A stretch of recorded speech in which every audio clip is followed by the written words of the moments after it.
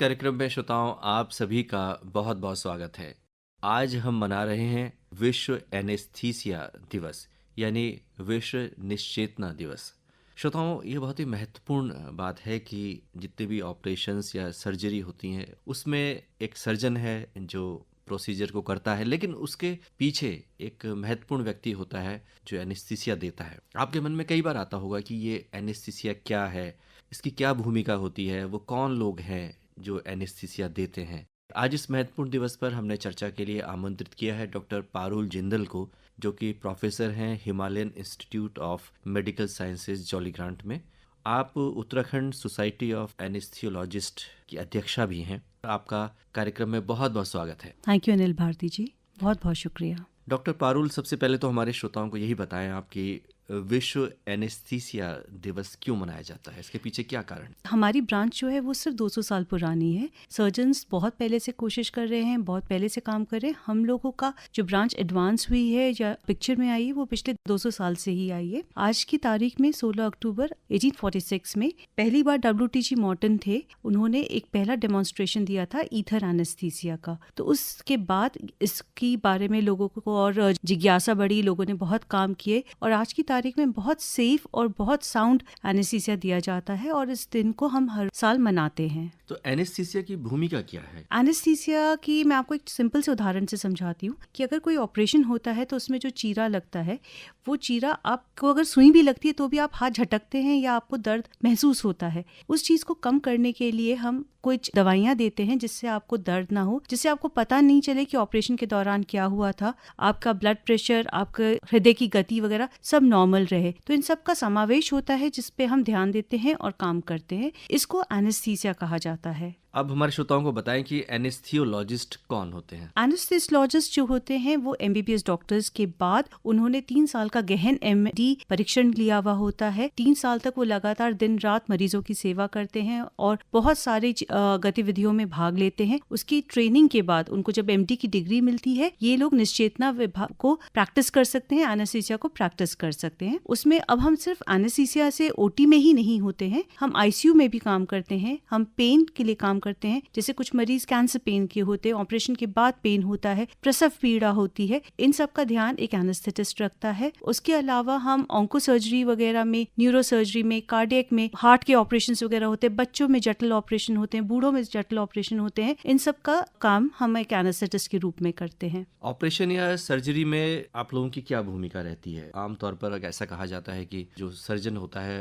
एनेस्थियोलॉजिस्ट से जरूर बात करता है। सिर्फ एक एनेस्थेटिस्ट से सर्जन ही बात नहीं करता है, हम मरीज के बारे में एक एक चीज जानते हैं। हम चाहते हैं कि मरीज हमसे ऑपरेशन के पहले मिले। तो हमारा काम सिर्फ ऑपरेशन के दौरान नहीं होता है, ऑपरेशन से पहले होता है। जब हम मरीज से मिलते हैं, उसकी पूरी मेडिकल हिस्ट्री को हम देखते हैं, किन दवाइयों पे वो चल रहा है, उसको कोई और बीमारी तो नहीं है, उसको पिछले ऑपरेशन में कोई तकलीफ तो नहीं हुई थी, ये सब हम उससे पूछते हैं। ऑपरेशन के दौरान पीठ पे सुई लगती है या पूरा बेहोश किया जाता है या फिर सिर्फ सुन किया जाता है उस एरिया को, उसको अवेयरनेस ना रहे अपने प्रोसीजर के बारे में, उसका ब्लड प्रेशर, हार्ट रेट वगैरह सब रेगुलर रहे, सांस की गति उसकी नॉर्मल चलती रहे। और ऑपरेशन के बाद अगर जी मिचलाता है या उल्टी होती है या सर में दर्द होता है या दर्द होता है ऑपरेशन की जगह पे, तो जब तक मरीज डिस्चार्ज नहीं हो जाता है, जब तक वो अपने घर नहीं चला जाता है, तो सर्जन के साथ साथ हम भी उसका पूरा ध्यान रखते हैं। जी, कोई और प्रक्रिया जिसमें आप लोगों की भूमिका रहती है? अगर आप कहना चाहें तो हम लोगों के शरीर तो एक होता है, मुख एक होता है, पर हमारे हाथ 10 होते हैं। जी।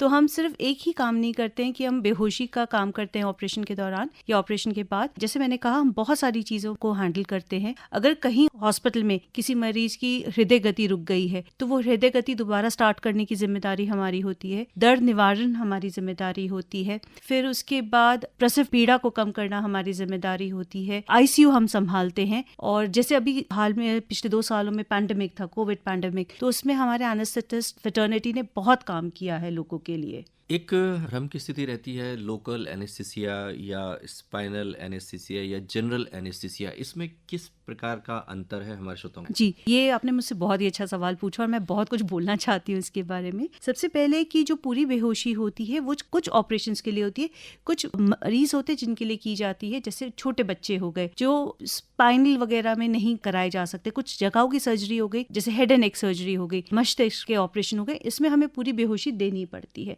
उसमें हम 2 तरह से देते हैं, या तो सुंघाया जाता है या फिर हम हाथ में एक सुई लगाई जाती है जिससे ग्लूकोज चढ़ता है, उसी से हम दवाइयां देके उनको पूर्ण तरह से बेहोश कर सकते हैं। पीठ पे जो सुई लगाई जाती है उससे आपका नाभि से नीचे का हिस्सा अधिकतर सुन्न हो जाता है और ऑपरेशन के दौरान आप हिल डुल नहीं पाते हैं, आपको दर्द नहीं होता है, पर आप होश में रहते हैं। जहाँ पे सिर्फ सुन करने वाला है तो बेसिकली जैसे अगर आपको हाथ पे ऑपरेशन करना है तो जो हाथ की नसें हैं वो गर्दन पे होती हैं, वहाँ पे जिसे हम ब्रेकियल प्लेक्सस कहते हैं, तो वहाँ पे अगर हम एक टीका लगा दें और दवाई देने से वो सारी नसें थोड़ी देर के लिए सुन हो जाती है और आपका हाथ हिलता नहीं है, ना उसमें किसी भी तरह की सेंसेशंस आपको पता चलती है, तो वो बेसिकली सुन करना हो जाता है। निश्चेतना जिसे हम कहते हैं जी। किन बीमारियों में इसकी भूमिका है? किसी भी तरह के ऑपरेशन के लिए कोई भी सर्जन बिना एनेस्थेटिस्ट के कोई भी सर्जरी नहीं कर सकता है। अगर आपकी नाक टेढ़ी है, आपको नाक सीधी करवानी है अपनी, या गॉल ब्लैडर का आपका ऑपरेशन है, या आपकी टांग में छड़ी पड़नी है, या फ्रैक्चर हो गया है, आपका हृदय का किसी का ऑपरेशन होना है, या किसी बच्चे की हर्निया की ऑपरेशन होनी है, या किसी का हर्निया बड़े का रिपेयर होना है, या सिजेरियन सेक्शन होना है, तो ये सारे ऑपरेशन हमारे हेल्प के साथ ही एक सर्जन कर पाता है। बहुत सारी ऐसी बीमारियां हैं जो बहुत ही भयावह भी है और कष्टदायक भी है। खास तौर से हम कैंसर की बात करें जी। इसमें भयानक पीड़ा और दर्द का अनुभव पेशेंट करता है, जी। तो इसमें किस तरह से आप लोग मदद कर सकते देखिए,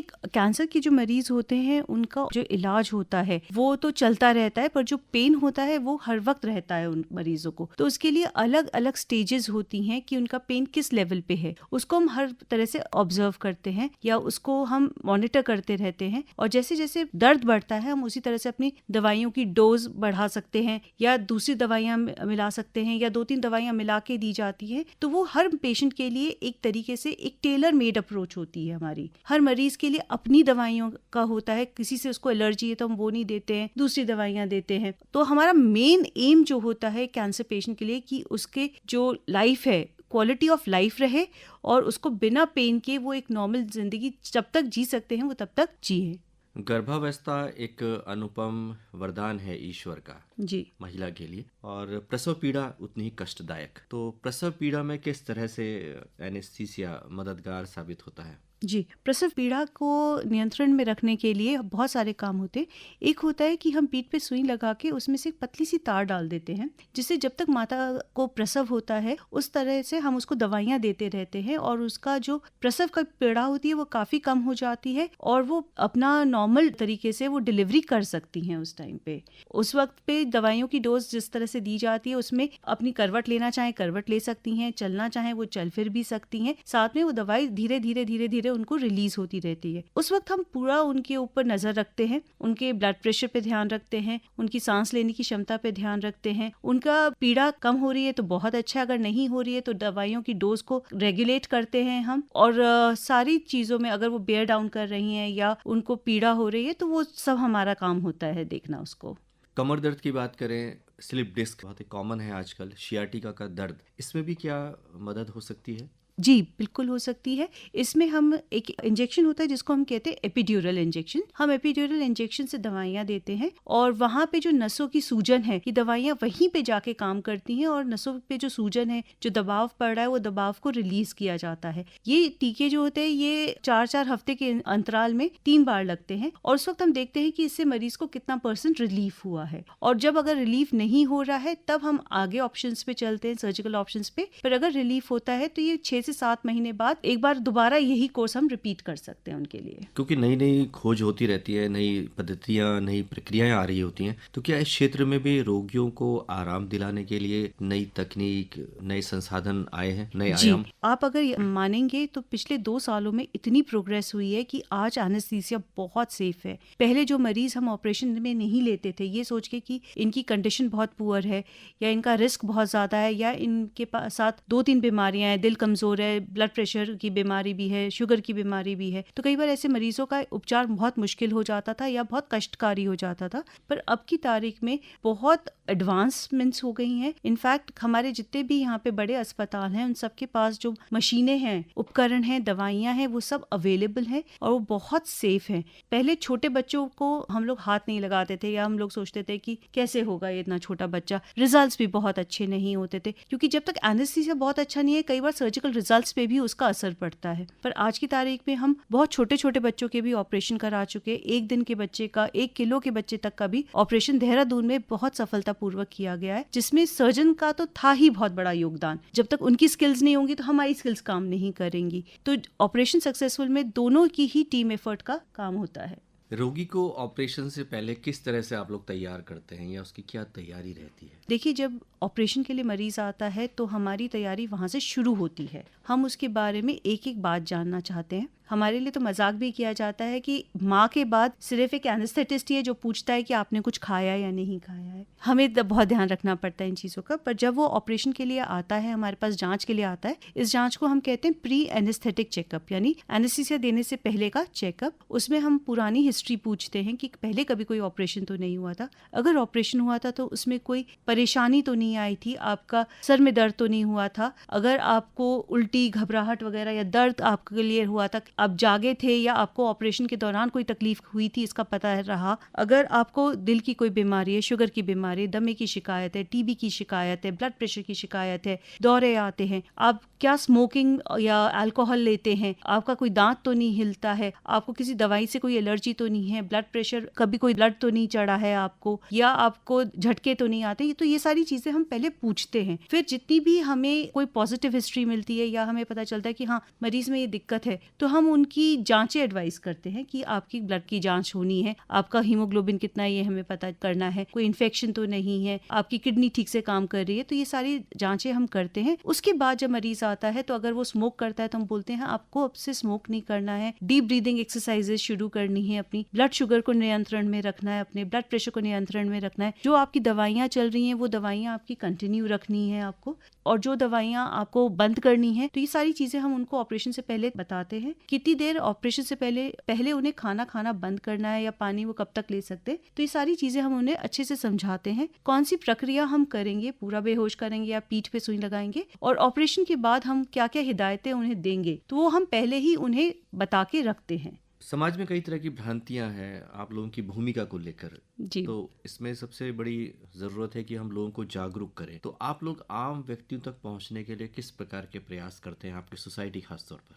अनिल भारती जी, आपने मेरे दिल के बहुत करीब ये सवाल था, आपने मुझसे पूछा और मैं बहुत शुक्रगुजार हूँ आपकी इसके लिए। आज तक एनेस्थेटिस्ट, अब काफ़ी टाइम तक हम लोग पर्दे के पीछे रहते थे, पर्दे के पीछे जो सर्जन ने काम किया हम उसके साथ खुशी खुशी काम करते थे और चले जाते थे। बट अब हमें लगा कि लोगों को बहुत चीज़ों के बारे में पता ही नहीं है, और चूंकि उनको जानकारी नहीं है तो उनको क्या क्या मिल सकती हैं सुविधाएं या उनका इलाज और कैसे बेहतर हो सकता है ये भी उनको नहीं पता है। तो इट इज़ मच बेटर कि हम सामने आएँ और उन्हें बताएं कि नहीं, आपका आज की तारीख में ऑपरेशन बहुत सेफ है और आपको चिंता करने की जरूरत नहीं है। आपका एनेस्थेटिस्ट दोस्त आपके साथ हमेशा रहता है, आपका हाथ थामे रहता है। हम ऑपरेशन थिएटर में आपको छोड़ के नहीं जाते बेहोश करने के बाद, हम आपका हाथ थामे रहते हैं। अगर कोई भी प्रॉब्लम होती है तो वहाँ पे सबसे पहले हम होते हैं ताकि आपका उपचार किया जा सके। हमारी सोसाइटी इस बार 75 साल जैसे अमृत महोत्सव हो रहा है, हमारी भी सोसाइटी का अमृत महोत्सव है। हम पूरे इंडिया में, ऑल ओवर इंडिया, सारे स्टेट्स इसको सेलिब्रेट कर रहे हैं। हम लोगों से मिल रहे हैं, उनको अगर हृदय गति रुक जाती है तो कैसे CPR देके उसको रिवाइव करना है, आपके घर में अगर कोई बुजुर्ग है तो उनका ध्यान कैसे रखना है, आपके ऑपरेशन के दौरान क्या क्या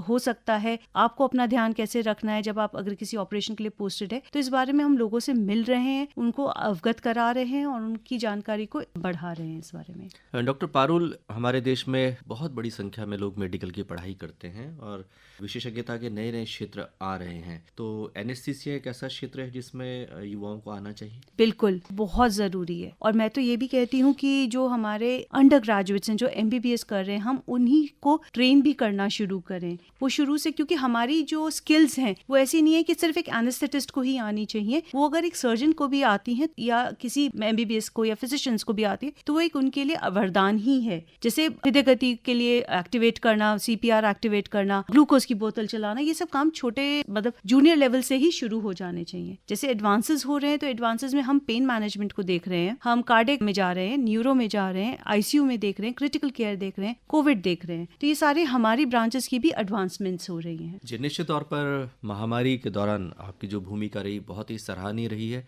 और समाज आपकी इस भूमिका को हमेशा तवज्जो देता है, प्रशंसा करता है। आज के इस महत्वपूर्ण दिवस पर आकाशवाणी परिवार की ओर से आप सभी को बहुत बहुत शुभकामनाएं। और डॉक्टर पारुल जिंदल, आज आप हमारे स्टूडियोज़ में आई और आपने बहुत ही महत्वपूर्ण जानकारी, बहुत ही रोचक जानकारी हमारे श्रोताओं के साथ साझा की। आपका बहुत बहुत आभार, बहुत बहुत धन्यवाद।